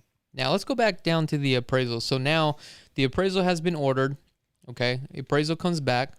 Let's just say at 350, appraisal comes back down at 325. Then we're going to go back and you have a couple options. Number one, you can agree to pay the 350, but if it only appraises at 325, that means you're coming out additional $25,000, which would be the stupidest thing ever. One of the things I would do is create up an addendum, go back to the seller, and basically say, hey, Mr. Seller, your property only appraises for $325,000. Now, because it only appraised for $325,000, we would like you to reduce the price. They can say yes or they can say no. If they say no, then it's a dead deal. We cancel out of the deal. Then worst case scenario, you spent the money on the appraisal and you also spent the money on the home inspection, but you get your earnest money deposit back. Okay. Now, did you see how I use that as a example? $350,000 you offered, but it only appraised at $325,000. That's such a big gap. Yeah. If that ever happens, then you probably need to fire your realtor. Okay. And the reason why is because that's such a big gap that you should have did your homework up front and see what the comps were. How does one go about getting comps? So, excuse me. So as a agent, we have comps or comparables. Yeah. So basically, as an agent, we have access to all the properties, right? So what we'll do is the same thing like an appraiser does, but we're not certified as an appraiser, but we've been doing this long enough where we have an idea where, we'll start off with the subdivision, same square footage. The tract homes are going to be a little bit more easier. The custom homes are going to be a little bit harder because now it comes down to the materials, the location, right? The square footage and the products that you have. And when we start dealing with, $4 or $5 million homes, now it really comes down to what are you willing to pay for it? That's right. And that's what it really comes down to. Now, going back to the appraisal, okay? So if it doesn't appraise, how do I get the seller to drop the price? One of the strategies that I use is that I say, hey, look, Mr. Seller, you can throw this thing back on the market, but there's a case number that's probably going to be attached to this property for the next 90 days. So if you accepted another offer right now, that person is going to go through the whole process. The appraiser is going to pull up on the system and realize, hey, you know what? This thing only appraised for $325. How am I going to raise this up to $350? I'm challenging my own person in the same industry. Yeah. Then you're going to run into some problems. Now, there's times where I'm going to go into this deal knowing that the home will not appraise for $350, but it will only appraise for $325. But I'm offering $350 because I know that the seller's situation that they need to sell. So that's a part of negotiating. Got it. Okay? Now, that doesn't happen all the time. It's always case-by-case basis. So now, the second thing when it comes to an appraisal is, does it meet FHA, VA guidelines, depending on the type of loan that you have? If it doesn't, what needs to be fixed? Yeah. Now, we don't have that problem anymore. I don't really see that often, but now, 8 years ago, when we were doing homes that are like $120,000 for the median price point, which is I would give anything for that because I'd buy like so many homes, dude. Remember how like we used to fight for those type of deals? Oh my gosh. Oh, that was so brutal, dude. was crazy. But Remember that was lottery like ticket days? Yeah. That was like the hard knocks though. But I mean, that's where we really, grinded. I mean, and I think that's what really made us who we are today, man, as, as an agent and also a lender in today's industry, man. What do you think about taking a quick break? Why, you got to make a pee-pee? Yeah, and I got to sit up for a second. Oh, you got to make a doo-doo? No. Oh, okay, you want to take a break? Stretch my legs. All right, hey, you know what? All right, we'll take a quick break here. 5-minute break. 5-minute break? All right, we'll take a break. Be right back. All right. All right, guys, we're just going to take a quick break. What's the matter? You didn't like my seat? I love it.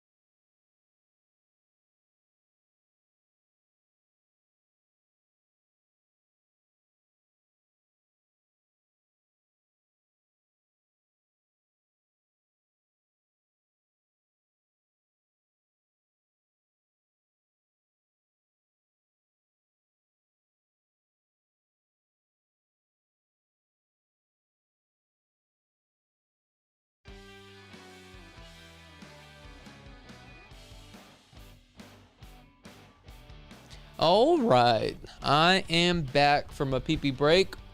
I actually really needed that. I guess Dan needs to take a break. Not too sure what's up with him, but he's probably gonna make a phone call because his wife is probably calling him saying, "Where the hell are you? Come home now." Anyway, so let's continue. So where we are at right now, we talked about the appraisal. You have 21 days. Now, remember, this appraisal needs to be ordered and negotiated within the 21 days. If you pass the 21 days, you're basically telling the seller that you're going to move forward.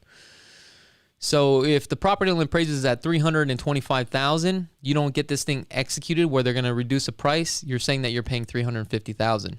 Okay? Now, the next thing that we have to take a look at is once we have a fully executed contract, the title company within 10 days is going to send over the prelim title report. This is the most important thing to a home, and a lot of agents will overlook this, and a lot of agents won't even look at a prelim title report. Prelim title report is like one of the most important things because here's the thing. We need to make sure when title is transferred from one owner to the another, you want to make sure it's free and clear. And what I mean by that is when you buy a property, there are a few things that are attached to the property. Encumbrance, okay? You got easements. What easements are sewage, trash, right? Okay? And also what's attached to the property is the seller has a mortgage on it because they signed a deed of trust. And that deed of trust is a security instrument. So basically, you know, the seller's the owner of the property. However, if they're going to sell it, that needs to be paid off, right?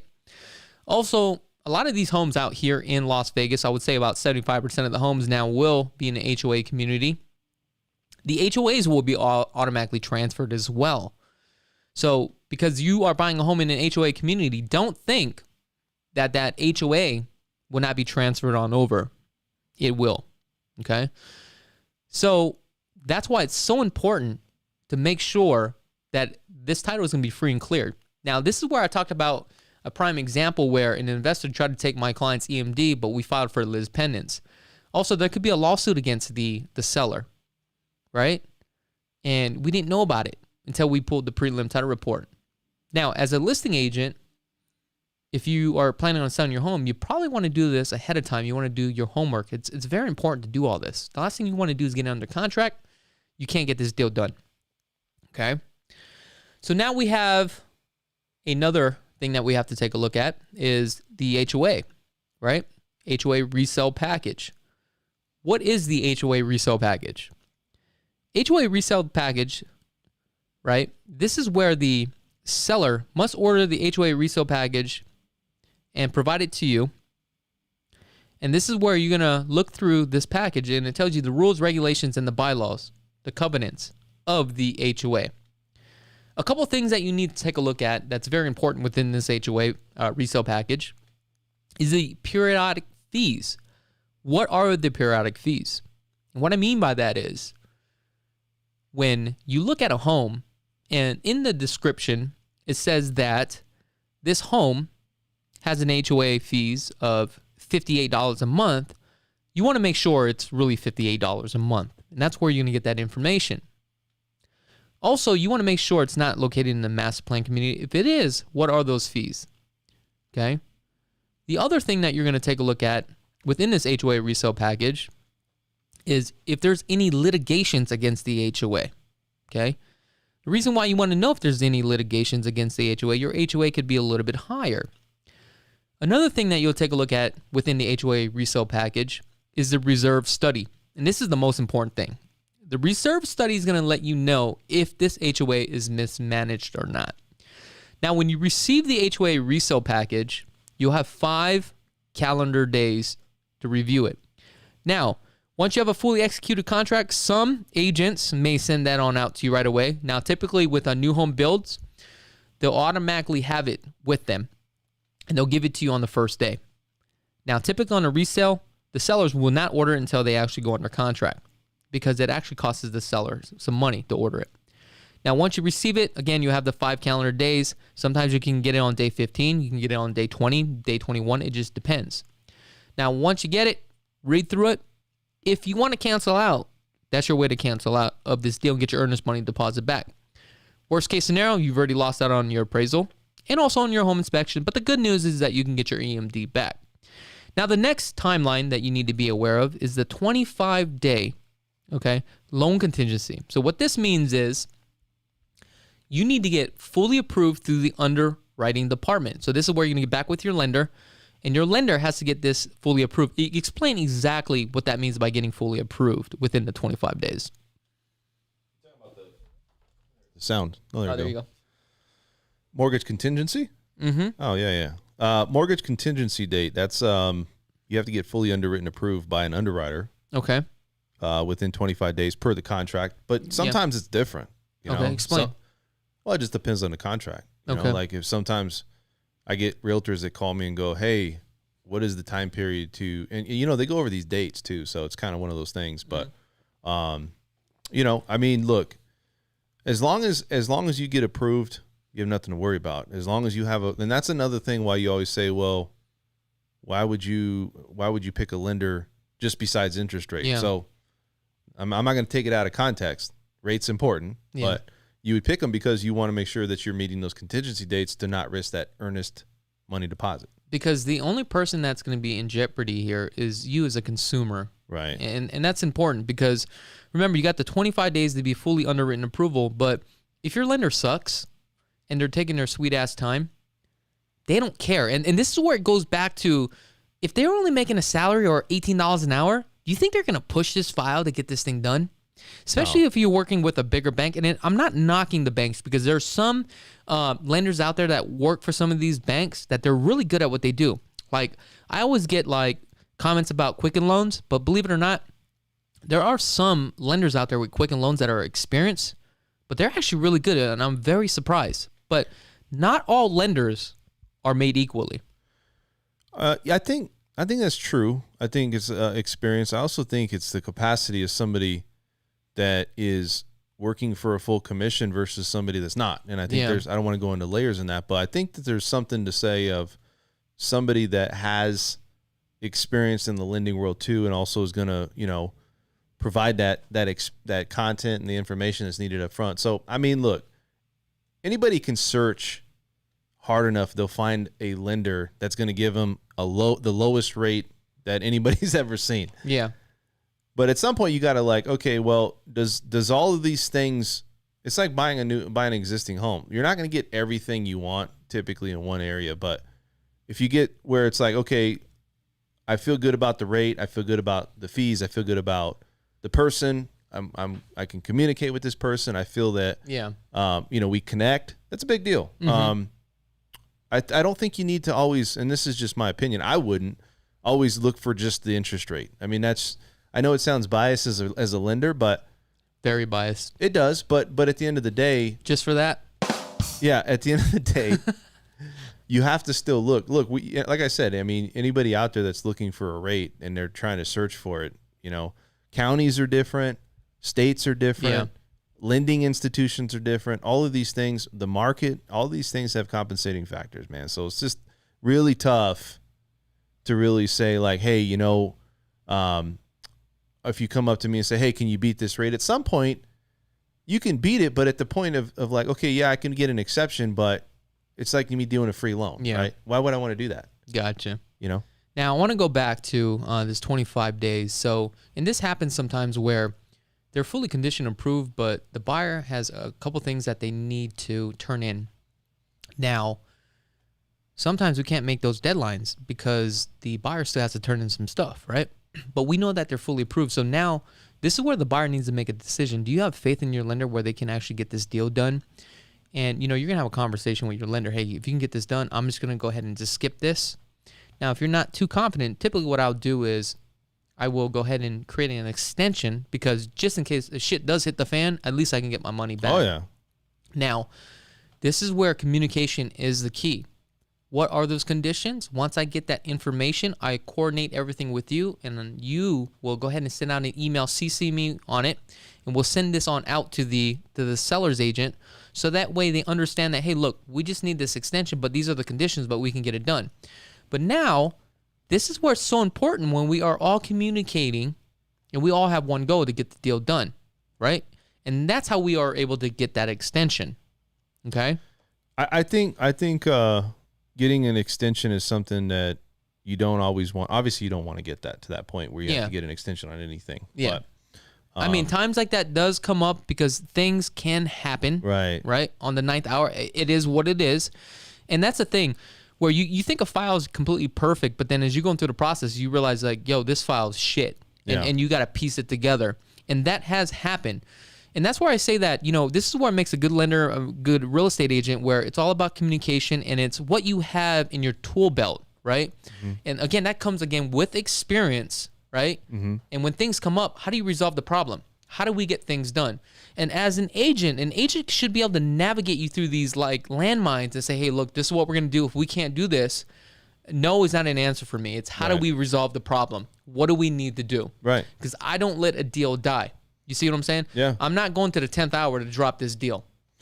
Well, I think it's the communication. Yeah. It comes down to what is your communication. It's always, unless you can foresee, a lot of times what you look at in world and in life, it's details. Like how detailed are you? What are you detailing? Like, are you looking at every angle, every nook and cranny, every little area that could come up?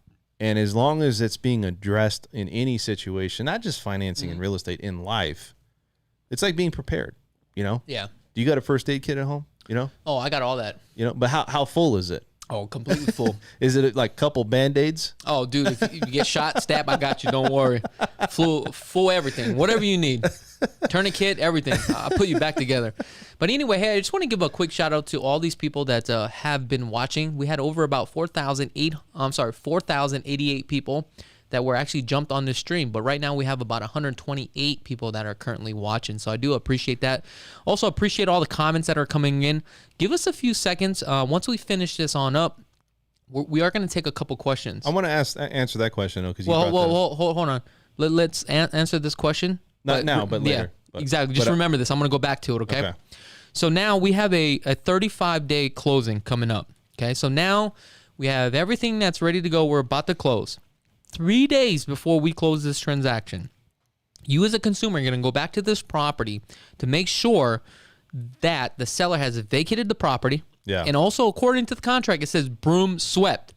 Now, when you say broom swept, that means they cleaned the house, but it's broom swept. Doesn't mean they're going to detail everything or carpet shampoo unless it's negotiated into the contract. Now, this 3-day walkthrough allows you to walk through the property just to make sure they moved out and everything that was agreed upon is still there. There are times where we've negotiated a deal, we do a 3-day walkthrough, the seller moves out, but somebody breaks in and takes a refrigerator. Now it becomes a timeout. Once it becomes a timeout, we need to figure out how do we resolve this problem to close out on this deal. Okay. In today's market, that doesn't really happen anymore. Now, back in our REO days, that would happen a lot for some apparent reason. People breaking in, a lot of vacant homes, squatters and all that stuff. But we would have to deal with that issue. Now, also understand that within this 3 days before we close your final walkthrough, you have a right to do a home inspection again. Now, if you hire the same home inspector, it's only going to cost you about $80 now for them to go out. Now, it's only going to take about 5 to 10 minutes to walk through because he already has a home inspection report. He already knows what's up. And 9 times out of 10, clients will not hire a home inspector because they know what's wrong. The only time to hire a home inspector to go back out to the property to take a look at it is if we had the seller fix certain items and it was out of our scope to see if it was done completely correctly, then we would have the home inspector to go out there to make sure things are done properly. Yeah. Okay. So now we're approaching on our 35 days. And there's one thing that I do want to mention. Just because we have a 35 days closing, it doesn't mean that we have to close on the day of 35. We can actually close earlier depending on how fast your lender works, how fast the seller works, how fast the title company works, right? And how fast everybody's all working together. There's times that we can close really quickly. Yes. Okay, so it's a case-by-case basis. But everybody has that end goal in mind, that 35 days. Now, as we approach that 35 days, right, let's talk about the closing disclosures, the 3 days, and why is this important? When does this disclosure need to go out? Say that again? That means you're not paying attention. No, I'm not listening. What did you say about the disclosure? The closing disclosure, the 3-day closing disclosure. Explain that. That's a time period that goes out only when fully underwritten approval has been completed. So what I want to get to is this. You have a 35-day closing. You're approaching pretty quickly, okay? Now, the closing disclosures, once you get fully written approval, you get this disclosure from Dan. This is where you're going to disclose the file. You're going to say, hey, I know what the payments are. I'm good. There's a 3-day grace period. Mm-hmm. Why do we have a 3-day grace period? Why was this put in place? It allows the consumer to back out, or if there's a problem, then they can fix it on the closing disclosure. Okay. So now if they back out, they have a right to back out of the loan. They don't have a right to back out of the deal. But if you want to back out of the deal, you can. Worst case scenario, you lost out on the appraisal, the home inspection, and you can kiss that money goodbye on the earnest money deposit. Yeah. But it allows you as a consumer not to move forward with the loan. Yes. Okay. So now we talked about this 3 days. So let me say this though. Yeah. So there's a misconception out there that you're stuck in a loan. Everybody's like, well, once you sign those initial disclosures, you're in the loan. Yeah. And I was listening to what you're saying, and sorry, I was looking at this T-Rex head right here. It's kind of cool. So I apologize. That's what I was looking at. I was like, dude, that's kind of cool. Anyways, so what I was thinking is that when you can back out at any time. Yeah. And when you go through the process of getting into, you're never in a contract. Yeah, and you can back out all the way till the close of escrow. I've seen clients where they didn't sign and we're like, sign the paperwork, and they're like, I'm not signing. The deal is dead. But yeah, go back to what you're saying. Well, I was going to say the closing disclosure is really just to say this is what we are saying that you're going to pay for this loan. Yeah. And it gives you a breakdown of what it is. But that doesn't even think like, well, if you don't like that, I'm going to back out. Yeah. You can back out when you're ready to sign a title. So you're going to lose everything. Well, you're like, maybe not. But I mean, it's like you're not really in a deal. Yeah. You're not in a loan until you actually sign that line, and until that shit records. Yeah, until it's recorded. It's like, by then it's too late. I know they got all these regulations and stuff, which is cool. I mean, I think it does provide more information to the consumer, but you can always back out. I mean, there's no commitment. You know, the lender's there. You can always say, well, a lot of times it's like, is that what the rate is? Mm-hmm. You know, and you know, can I change my rate and all this stuff? Obviously, if it's locked, no, you can't change your rate. Now, you could do a float down, potentially. That could be an opportunity. But what is that, a float down? Basically, if the market gets better over a period of time, then you can float the rate down. But, you know, it's got to get significantly better for the lender to do that. But what I'm saying, I guess, going back is I don't want to get off topic here. I want to talk about, as a consumer, you don't have to be like, well, I have to be in this loan. And if this closing disclosure comes out, and a lot of times you have to balance, and there's stuff on there that maybe does need adjustment. So I think people freak out like, whoa, wait a second. What is all this? Or what is that? And why am I paying for all this? I need to go through it. So look, at the end of the day, you know, we all have regulations. We all have procedure. I think it's good. Yeah. But I also think that as a consumer, you have all the power. Mm-hmm. As a buyer, you can pick and fire and choose and whatever you want to do. It's your world. Yeah. So. All right. So now let's go back. So this 3 days, you at least want to make sure you get your closing disclosures on day 32. Because if you get it on day 34, that means you're not going to meet your close of escrow date within the 35 days. But you also have to put in perspective, is it during the weekend or is it before a weekend? Well, that's true. But here's the thing. That's why when you write up the contract, you got to take a look on your closing date. I'm going to tell you why, or if there's holidays. Yeah. No, you're absolutely right. But the point I'm trying to get to is this goes back to working with the right lender, right? That gives a shit, right? That you want to make sure you get the CD out, because if the seller is already giving you a hard time, you're not going to get the extension. Now, if you could get the extension, a tough seller like myself that's representing the seller, I will give you an extension, but you're going to pay me a per diem for $150 a day. That's right. So if your lender is not getting this on time, right, and this is where it goes back to picking the right lender, right? If you do not get this, and now you're paying an extra $150 for a 3-day extension, that's $450 out of your pocket.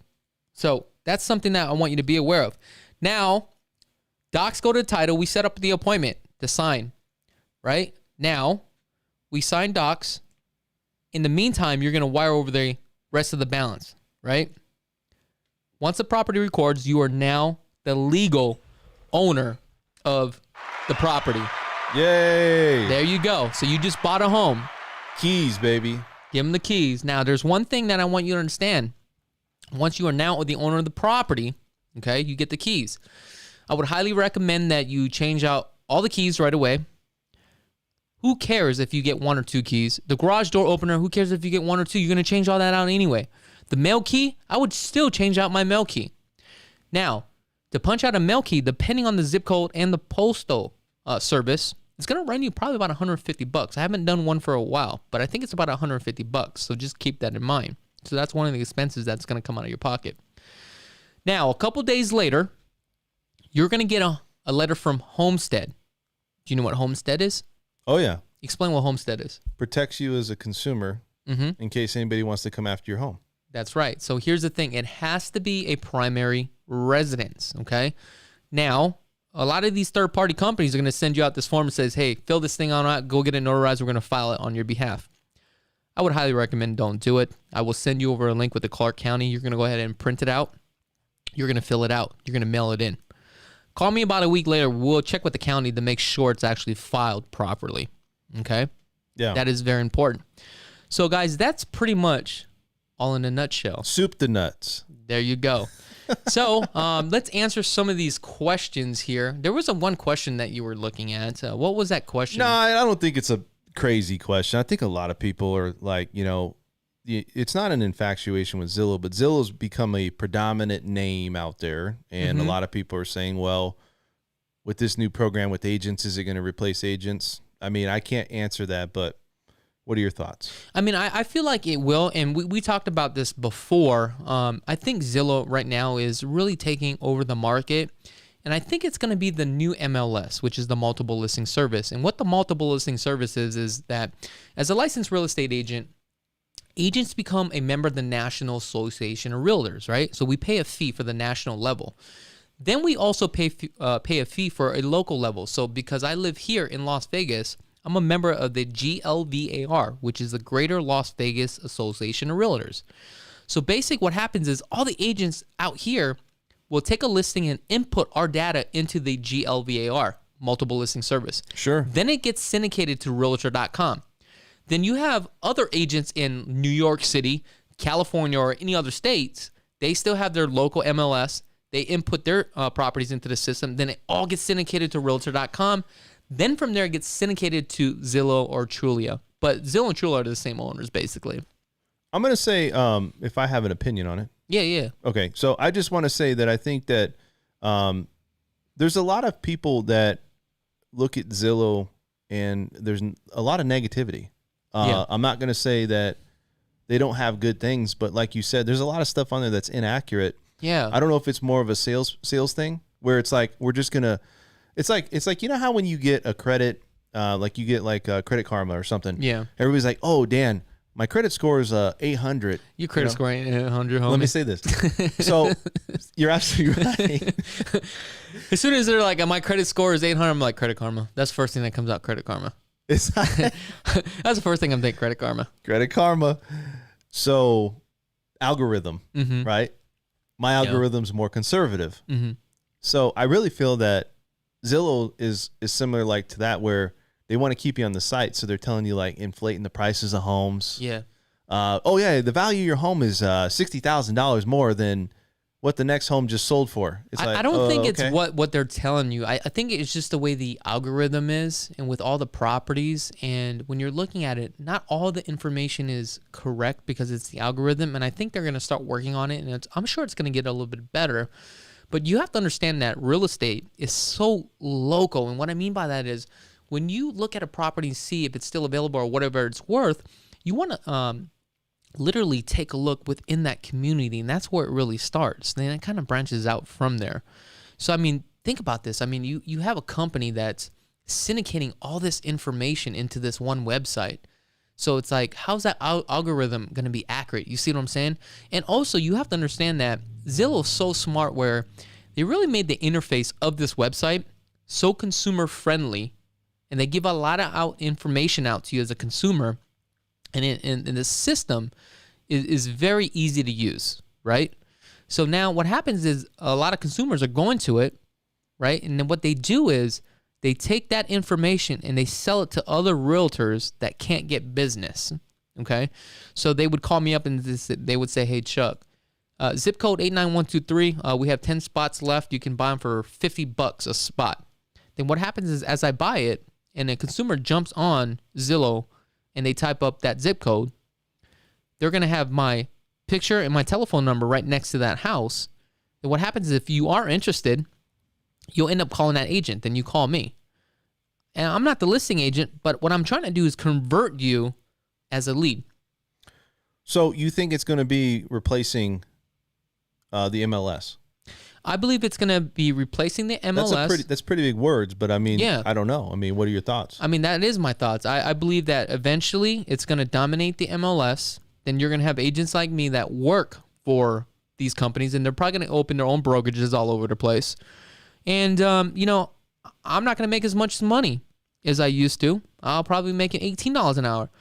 But here's the thing. The good news is that I've already cashed out and moved on. Because by the time that happens, I think we're probably another 10, 15 more years out. Right, probably about 10 or 15 Especially years. with blockchain and everything that's going on now, I think, with the title company, everything's going to all be integrated. And that's why I say where it's just going to come down to you find a house that you like and you just submit an offer and that's it. And you buy it. It's just like buying something off of, offer up. Yeah. But I think there's a difference, though, too, that you still have to have variety, though, right? Like you can't just, okay, I'm just going to take this word for it. Like for me, if I go out and shop for something, just like an OfferUp, yeah, you go through the process of finding things that, like let's say you wanted to buy a dirt bike or something. Yeah. You're going to go through the process of yourself evaluating each individual situation of what that person's selling it for, what's the year, what's this, what's that.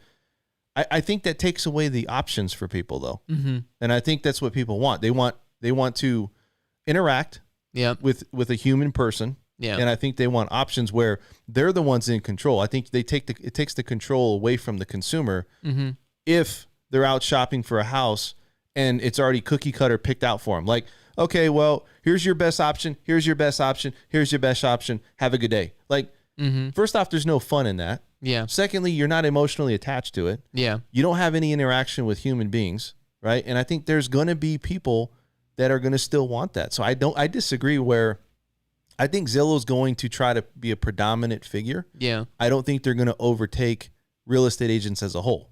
I don't think that. I mean, I guess we're gonna have to wait and see. I mean, that's the $1 million question. That's the ministry right there. You see what I'm saying? Yeah. And look, as far as the reviews, you know, I don't know anything about Zillow, but I do know that they don't have really strong reviews on any level. You know, gotcha. When you try to contact them, they're not. Maybe they change that, but I don't know. For me, it's just.